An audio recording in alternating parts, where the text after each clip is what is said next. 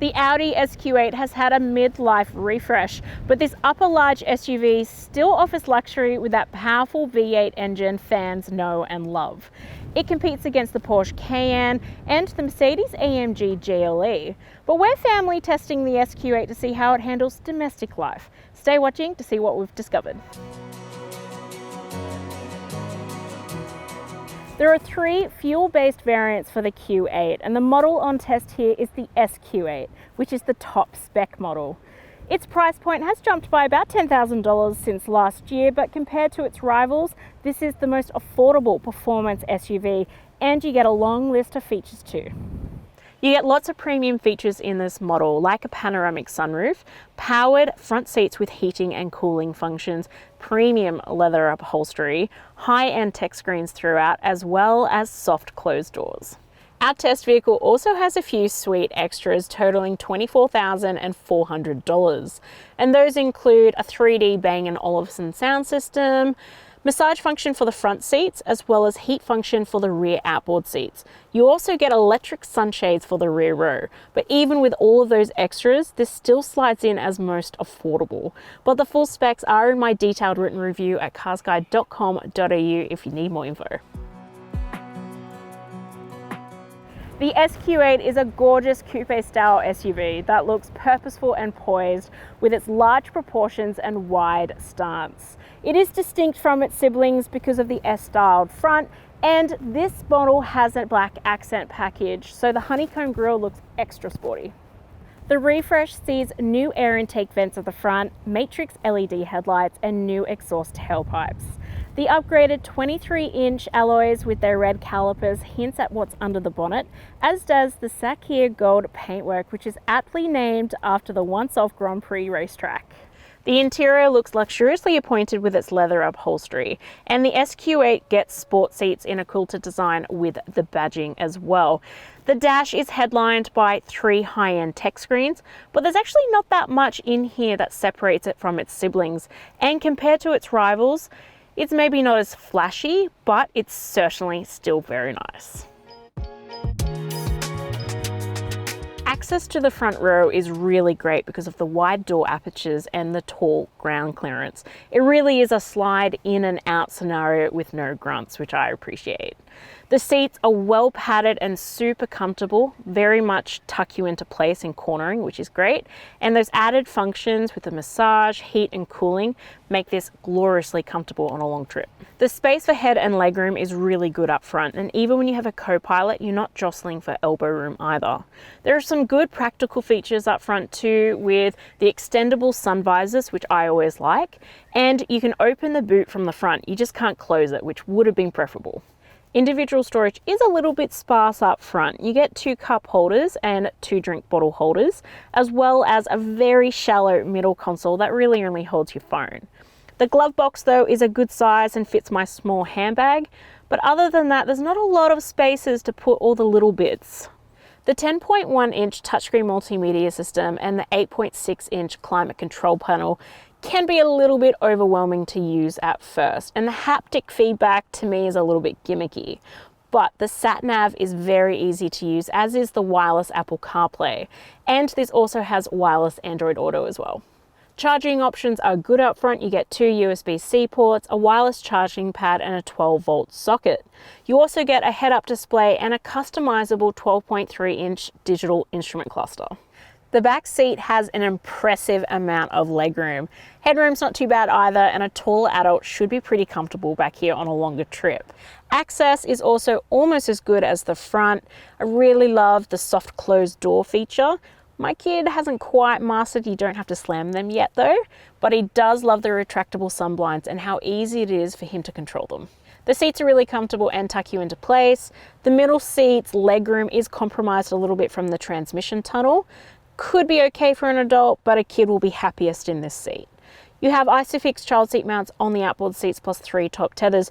2 seats are going to fit best, and I had no issue fitting my Monster Booster seat this week. Individual storage is a little bit better in this back row because you get big mat pockets, drink bottle holders in each drawer plus 2 cup holders, and it just feels in general that you have more space for your stuff. Amenities are excellent in this row with 2-zone climate control, directional air vents, 2 USB-C ports and a 12-volt socket, as well as reading lights. The boot has a really good capacity at 605 litres when all the seats are in use. Because of the sloping roofline, you do have to fit larger items towards the back, but you should be alright on a road trip. The seat has a 40-20-40 split, which opens up your storage options, and I like that the access to the boot is so good with the wide aperture. And you get a power tailgate in this model, which I always like. Our test model has a 4-litre V8 twin-turbo petrol engine that produces 373 kilowatts of power and 770 newton meters of torque. In terms of its rivals, it sits in the middle with its outputs and can do a 0 to 100 kilometer sprint in an impressive 4.1 seconds. The SQ8 is a full-time 4-wheel drive and has an 8-speed automatic transmission, and the whole engine combination produces a very powerful on-road experience, but a rather elegant one too. The SQ8 totally delivers on power. It's got amazing pickup and it's bloody effortless to get up to speed. I did turn the start-stop function off a little bit though, because you can get some lag in those scenarios.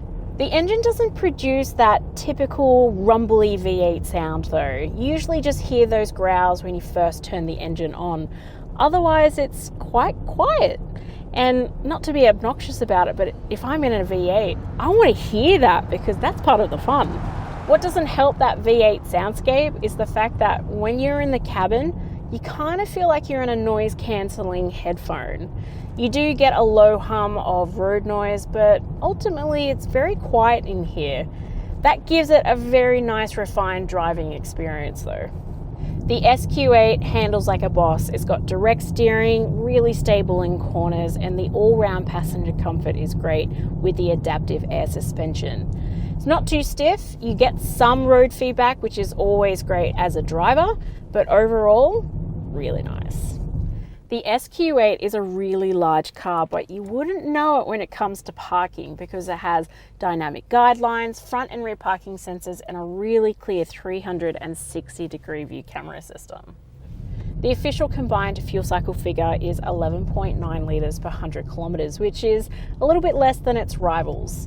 My real-world usage is on the screen now. Expect it to be quite thirsty in the city though, because I did see it hit the mid-20s when I was in that scenario. Based on the official combined fuel cycle and the large 85-litre fuel tank, you should see a theoretical driving range of up to 714 kilometres. Not too bad for a performance SUV, but probably not as good as some other family SUVs. The SQ8 has a maximum 5-star ANCAP safety rating from testing done in 2019 and features 8 airbags, which includes side chest airbags for the rear row, but it's usual just to see those on the front, so that's great for a family car.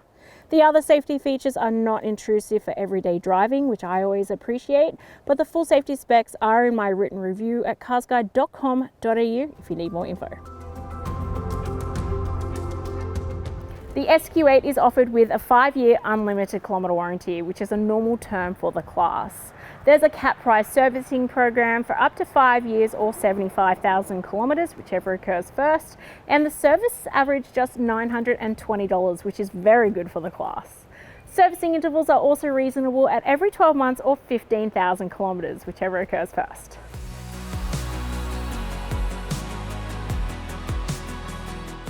The Audi SQ8 is not your typical performance SUV.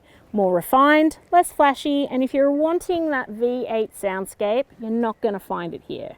The tech is also sometimes finicky to use, but the on-road handling and performance is superb and it can comfortably haul your family around. So that's why it's got the score that's on the screen.